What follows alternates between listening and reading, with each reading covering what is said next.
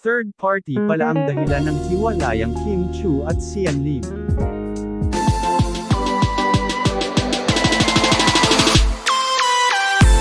Ipinagdarasal ng mga fans ni Kim Chiu at Sian Lim na sana'y maayos pa ang kanilang mga problema bilang magkarelasyon.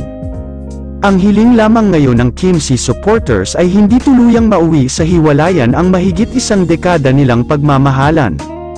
Matagal nang nababalitang nag-break na raw sina Kim Chiu at Sian Lim pero hanggang ngayon ay wala pang diretsahang pag-amin at pagde-deny ang celebrity couple about the real status of their relationship.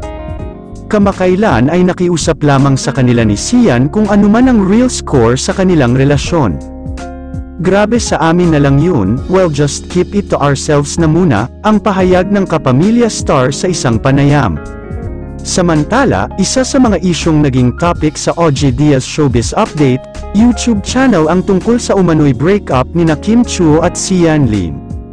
Mas naintriga pa ang relasyon ng magjowa nang tanungin ni OG Diaz si Sian kung sino ang babaeng ikinukonekta ngayon sa kanya, at syempre pasagot na rin natin kay Sian Lim kung sino si Iris Lee. Ang pahayag ni OG, iyang si Iris Lee daw ay non-showbiz ito na parang staff ng Viva or writer ng Viva na nalilink kay Sian Lim, kaya ito raw ang dahilan ng hiwalayan ng magkasintahang Sian Lim at Kim Chiu.